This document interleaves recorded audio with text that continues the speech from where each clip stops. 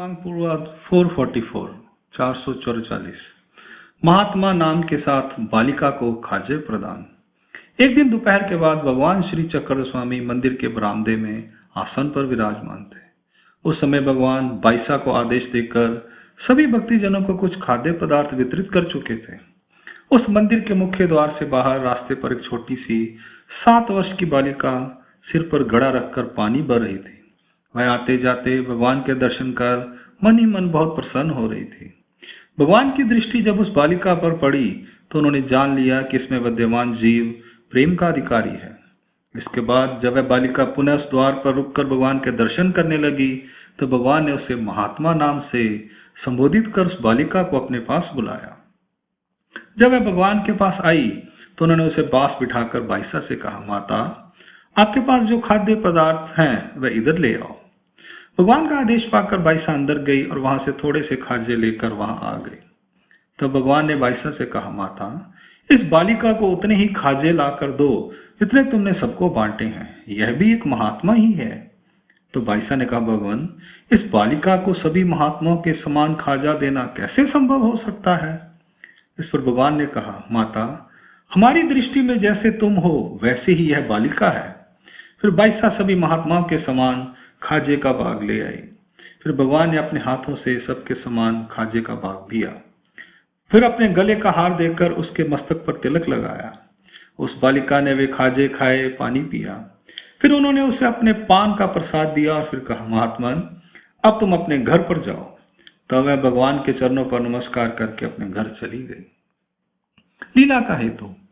इस लीला में सबसे पहले भगवान ने इस छोटी बालिका को महात्मा उपनाम से संबोधित कर उसमें विद्यमान जीव के महत्व को प्रतिपादित किया है और उसे बाईसा के समतुल्य मानकर प्रेम साधन का अधिकारी बताया है, क्योंकि उसे किसी पूर्व जन्म में पूर्व भजन का योगा योग प्राप्त हुआ है। इससे उसे प्रेम साधन का मूलाधिकार प्राप्त है, पर उसका अभी समय नहीं आया। प्रेम साधन प्राप्त होने की पात्रता उसमें है, इसलिए भगवान ने उसे सम्मान पूर्वक अन्य भक्ति जनों जितना ही खाजा प्रदान करवाया। उसे भविष्य में बाईसा के समान ही प्रेम साधन प्राप्त होगा, इसलिए भगवान ने उस कुमारी की बाईसा के साथ तुलना की। अंक लीला क्रमांक पूर्वाध 444 यहाँ संपूर्ण होती है। लीला क्रमांक 445 सादा को भिक्षान सेवन की उचित शिक्षा देना।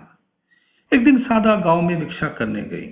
जब वह भिक्षा करके वापस आई तो उसने अपने झोली के अन्न को भगवान की दृष्टि से पवित्र कराया और फिर एक तरफ बैठकर उस भिक्षा में आए अलग अलग पदार्थों का स्वाद ले लेकर उन्हें खाने लगी। उसे बड़े स्वाद के साथ खाते हुए भिक्षान को देखकर भगवान ने सादा को समझाते हुए कहा, सादे, भिक्षा में आए पदार्थों का अलग अलग रस लेकर उन्हें खाना नहीं चाहिए। इसके अतिरिक्त भिक्षा के संपूर्ण अन्न को परस्पर मिलाकर एक कर लेना चाहिए और उसे बिना स्वाद लिए खाना चाहिए। यह विधि है, यह तरीका है भिक्षा खाने का। इस पर उसने विनम्र होकर कहा, भगवान, अब ठीक ऐसे ही किया करूंगी। तब उसने भिक्षा में आए सारे पदार्थों को आपस में मिलाकर भोजन किया। वास्तव में देखा जाए तो अंदर पेट में जाकर भी तो वह सब एक हो जाता है और जठर अग्नि में उसकी पाचन क्रिया होती है। लीला का हेतु। परमेश्वर मार्ग के साधक को चाहिए कि वह अन्न को स्वाद लेकर ना खाए, इससे उसकी साधना में परिपक्वता बढ़ती है। अंक लीला क्रमांक पूर्वाध 445 यहाँ संपूर्ण होती है। लीला क्रमांक पूर्वाध 446 पद्मनाभी को मुंडन निराकरण। एक दिन जैन मंदिर के बरामदे में भगवान श्री चक्र स्वामी महाराज बैठे थे और कोई एक भक्त उनके सिर के बालों को उसरे से साफ कर रहा था।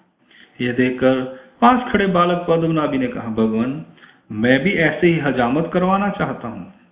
ऐसा कहकर वह आंगन में इधर उधर छलांगे लगाकर कहने लगा, मैं मुंडन करवाकर अनुसरण लूंगा और भगवान के सन्निधान में रहकर अपना जीवन सार्थक करूंगा। फिर वह बाईसा के पास जाकर दुख पूर्वक कहने लगा, मुझे सदा के लिए यहाँ रहने का अवसर कब मिलेगा?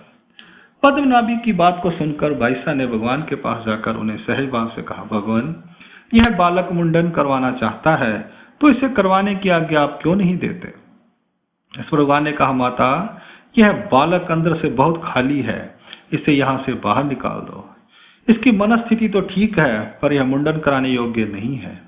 यह विरक्त बनना चाहता है पर इससे तो भी अपने जीवन में पालकी में आराम से बैठकर धन दौलत संपन्न होकर जीना है।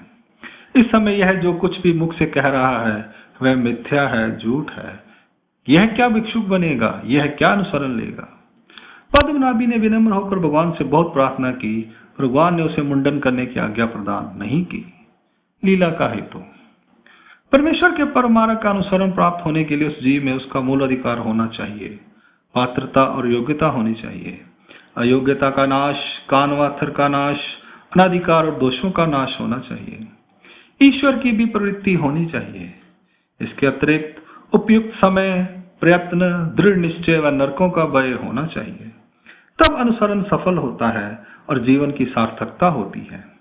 फिर अनुसरण के लिए परमेश्वर की कृपा, कनव व आभार होना चाहिए, तब उसका जन्म सफल होता है। अंक लीला क्रमांक पूर्वार्ध 446 यहाँ संपूर्ण होती है। इसके साथ ही बड़गांव की लीलाएं यहाँ संपूर्ण हुई।